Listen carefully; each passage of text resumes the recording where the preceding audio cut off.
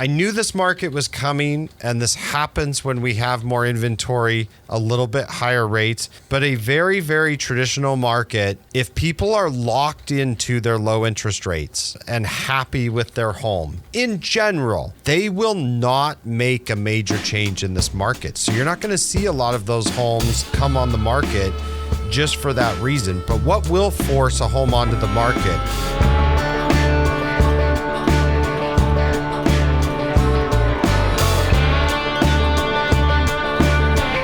Good morning, this is Lance Kenmore with the Kenmore team, and I'd like to welcome you to this week's edition of the Tri-Cities Real Estate Update.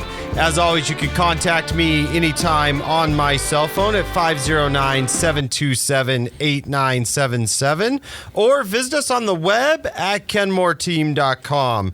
Once again, I always like to thank John for hosting and everybody here at the station for working to make this happen. Mr. John McKay, how you doing over there? Well, I'm liking the early fall thing going on. Yes, fair and rodeo week? Yep. Mm-hmm. Did you make it? We're going out today, probably. Okay, haven't awesome. made it yet. We had an absolute blast. Went out the first night, Tuesday, caught Craig Morgan. Mm-hmm. You talked about enjoying that fall weather. This was seriously awesome Fair Week weather. It was a really good time. I thought the rodeo was awesome. Put on a great show, and a shout out to McCurley too. I didn't realize, but the first night I pulled into the lot. All this week, you drive your Chevrolet, you park for free. Wow. Yeah. So I had a little promotion. So if I rolled up in my Dodge Ram, you're paying $10, McKay. I think I don't even know what it is because I just took the Chevy the other 2 times. Yeah, but it's got a Hemi. Yeah. Well, I've got $20 over here, so there. Okay.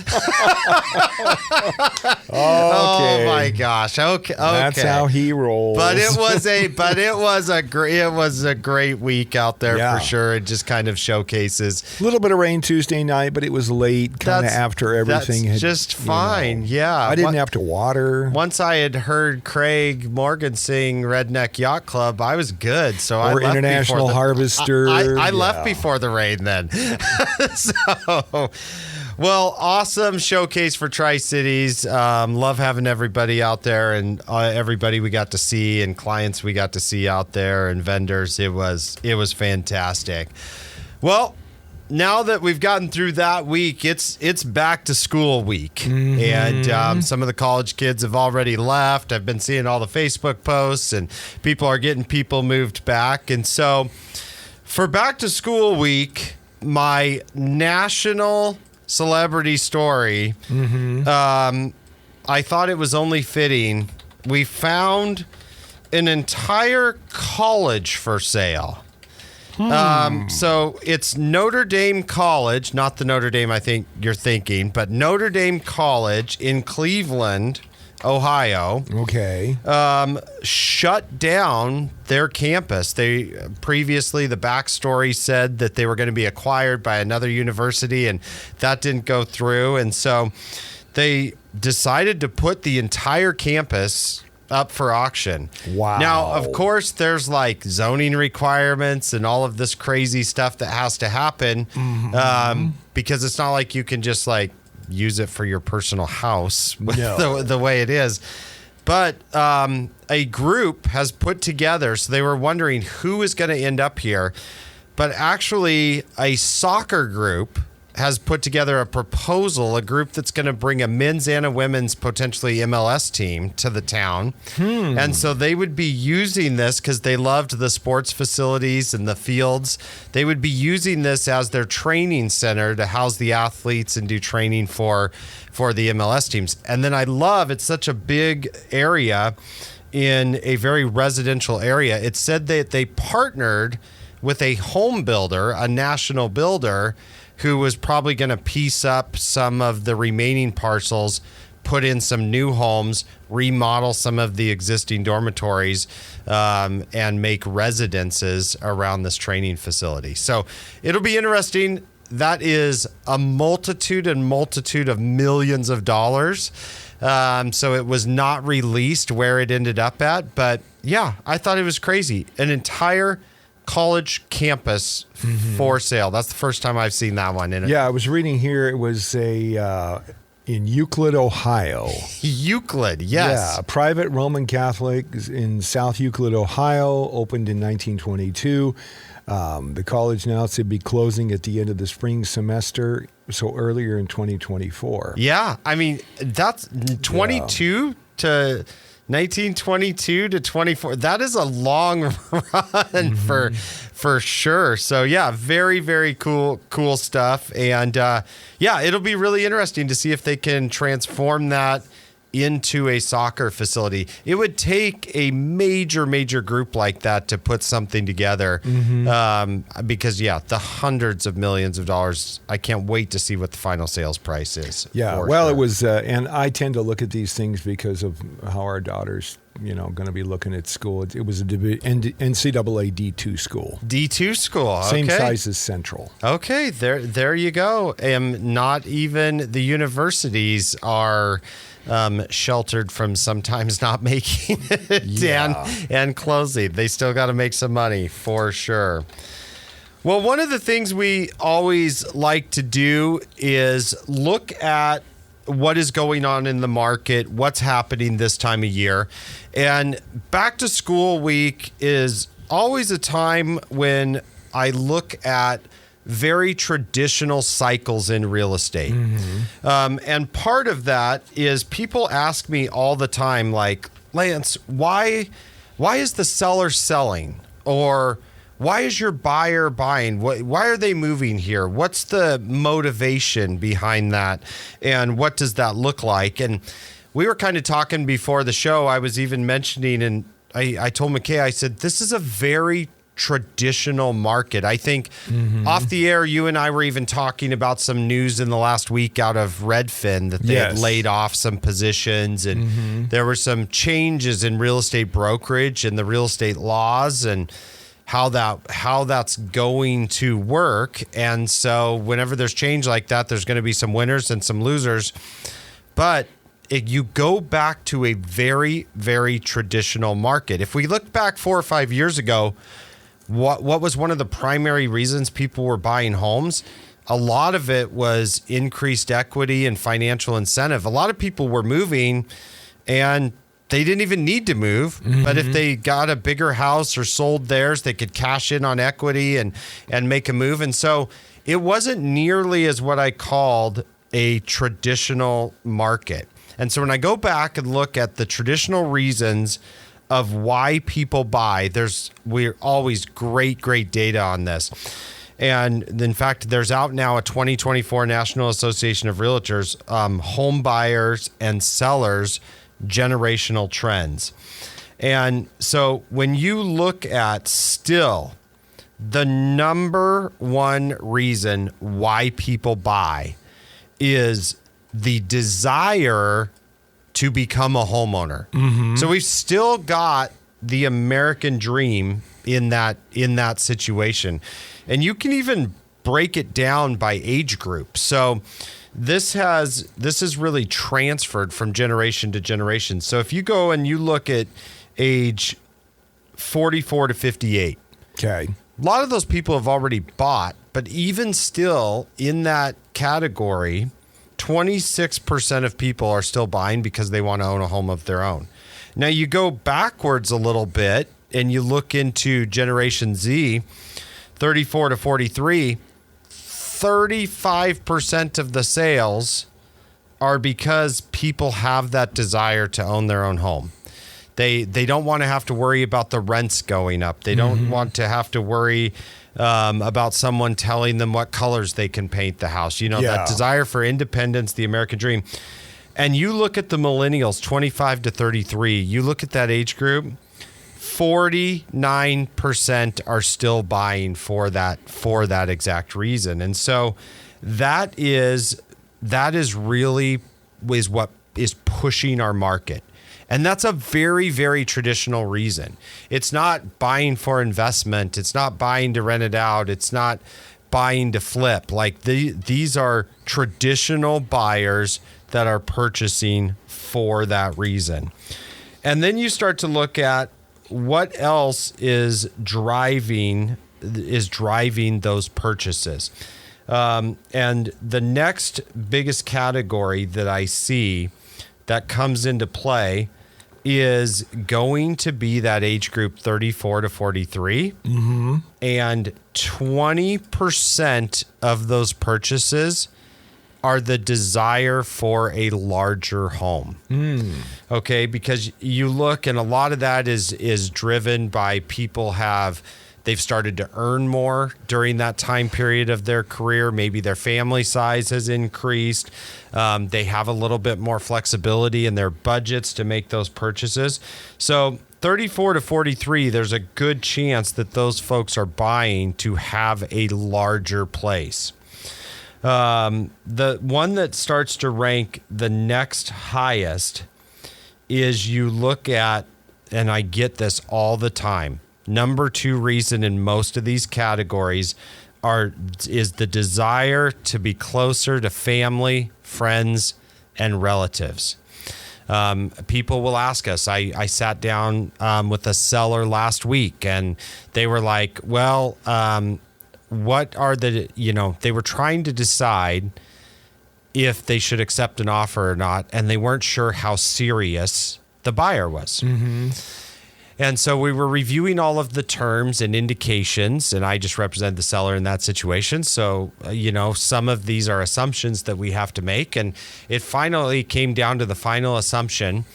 And I kind of laughed out loud because the seller said, call the other agent and get 100% the number one reason why they're moving here.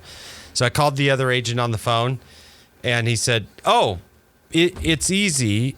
She's moving from the west side to be closer to her grandkids. And I hung up, and I told the seller, and the seller's like, accept that offer. That's the most motivated buyer we could possibly have. And so I started laughing, and because she was also a grandmother as well. And so, but we went through, and I said, yeah, they're very motivated. But that in most categories, especially on the older age demographics, 69 to 77, 31% of those purchases for people in that age group is that desire to be closer to family, friends, and relatives. That's a very traditional real estate market when that's happening in 2024. And then you go back and you even look 59 to 68, still on the upper age demographics. 18% of those decisions are driven by that desire. So between wanting to have your own home and then being closer to friends, family, and relatives, we're looking in 2024 at 50 to 55% of all purchases being driven by those situations. And so a lot of times we have to then look at other factors in the economy that's going on. And a lot of people have asked, why did it take so long for the inventory to increase and what was going on there?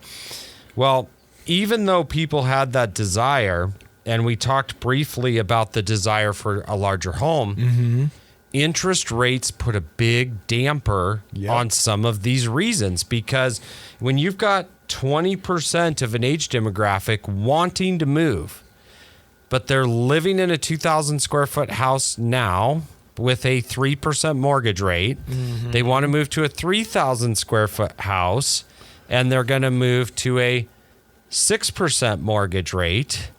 They're looking at potentially 2.5 times in their payment to only get 1,000 more square feet. Yeah. Sometimes that traditional reason, it takes them out of the market. Yeah. With the conditions we've had. Now, that's been improving over the last 3 months. We've now seen rates dip below 6. And so this is becoming more important because this tells us who your buyer is in this market. And so you got to pay attention to that. Just like the client and myself, we're sitting at the table making that phone call. You've got to pay attention to those reasons and why those buyers are buying and how that affects your negotiations and what you're doing. And so I knew this market was coming, and this happens when we have more inventory, a little bit higher rates. but a very, very traditional market, if people are locked into their low interest rates and happy with their home in general, they will not make a major change in this market. So you're not going to see a lot of those homes that you want to have come on the market just for that reason. But what will force a home onto the market?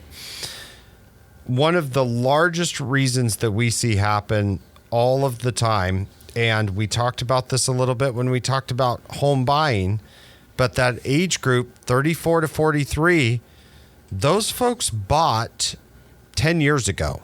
They have equity. Mm-hmm. Now those homes, the number one reason, 37% of that age demographic, 34 to 43, are selling because the home is too small. We see it all the time. They come in they have, 1,200 square feet, and now they've had a couple kids. They've had maybe some kids have moved back in with them, God forbid. Then they need more space, and so the house is too small. That is the largest percentage of reasons in any of the age brackets that we look at from this data. The second thing that happens a lot that you see, and we see more and more of this in this market right now, is job relocation. That is the quickest way to force a home sale. 17% in age group 25 to 33, 16% in the age group 34 to 43. Job relocation will force a house sale in a regular market. The other option that a lot of people will look at if they don't want to force that house sale is they'll call us and talk to us about property management, where they say, like, I want to hedge my bets. I'm moving to Arizona, or I'm moving to South Dakota, or wherever they're going. Mm-hmm. They're like, I think it makes sense to keep a few homes in different markets. So I'm going to keep this house and put it into your property management portfolio. And then I might sell it at a later time. Maybe interest rates go back down to 4% and the market gets really, really hot again. So that's the other option that people can look into. The next option that we have seen more of in the last year than I saw in the previous 5 years combined was change in your family situation. It's 13% ages 44 to 58. It's 10% in most of the other categories. And that means marriage, birth of a child, divorce. Those are change in your familial situation will force a home sale. Now, why have I seen that more in the last year than I did in the previous 5 years? It's because in the previous 5 years, when rates were so low, one income could generally support the house payment. So like, let's say it's a divorce situation and then somebody's leaving. The other spouse could usually refinance, and rates were so low and the payments were so low, they could usually support that, take the equity out of the home, and split that with the other spouse. When rates are now at 6%, that doesn't make sense anymore. A lot of times when you factor those new payments on debt to income ratios, then neither party can afford that payment. And so you're in a situation where then the house does have to be liquidated and sold to split proceeds. So we see more and more of that happening in our current market than we have seen in the previous 5 years. Now, go back 10 years ago, very, very traditional part of the market that you would see very often. And so that's back. We're back in that situation again.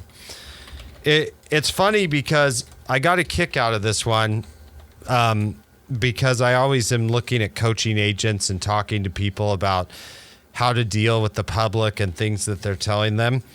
So there's some data on here that made me chuckle a little bit and laugh. So if you look at ages 25 to 33, and one of the categories is the home is too large. Mm-hmm. That is only happens 1% of the time if someone's 25 to 33, because right, generally people grow their household and then they might have a kid or and they want more space and they grow their income.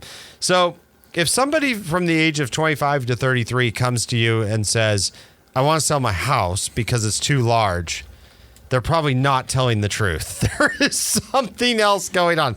Now, McKay moved to the other end of the spectrum, ages 69 to 77. They're tired of having a big house. They want to go back the opposite way. All the kids are gone and moved out. 11% of the time they're looking at selling because the home is too large. So it's just really, really interesting to look at both ends of the spectrum on what is driving those sales. And then the other side that you run into is moving due to retirement. And so we do see a number of people in the Tri-Cities move from, northwest south. Mm-hmm. We have a lot of referrals that go back and forth between here and Las Vegas, here and Phoenix. A lot of people go back and forth between those markets. Yep. And so we have some great referral markets and agents in those areas, in Phoenix, in Tucson. Some of them are even agents on my team that I've helped trained, and then they've transitioned and friends moved to those markets. So if anybody's moving that direction in those markets, we can hook you up with a great agent to help you in that market. So very, very traditional reasons why people are buying and selling. Also, if someone is selling or purchasing for investment in this market, you're usually not going to get top dollar on that sale. And that's why I present this data for people, because investors are looking for certain return on their money. And so when they're doing that in purchasing, they're going to make an offer that just works for a formula. Okay. And so when you're in an investment market, rates are low, prices are high. People are purely shopping and buying on a formula, which is great if you have no other options in that market. It's not generally going to be what maximizes your return as a seller or a buyer. And that's why we pay attention to this stuff, because just like the seller I sat down with that said, that person's moving because of grandkids, that person's moving because they want to be in that school district. And as part of my back to school special, people will come to us and say, Lance, I only want my kids to go to Southridge High School. Don't show me any houses outside of that. I only want my kids to go to Orchard Elementary or White Bluffs Elementary in Richland, or I only want my kids to go to Pasco High. They will give us very specific targets where they want to live. And there are certain buyers that just will not look outside of those targets. And so that when you get an offer from somebody and that, you're probably going to maximize your return as a seller, because that buyer's highly, highly motivated to be in that situation and they can't find that product anywhere else. So get to know what those reasons are, use those in your negotiations if you can find it out, and just help put those transactions together. Traditional reasons are why people are buying and selling right now in those market.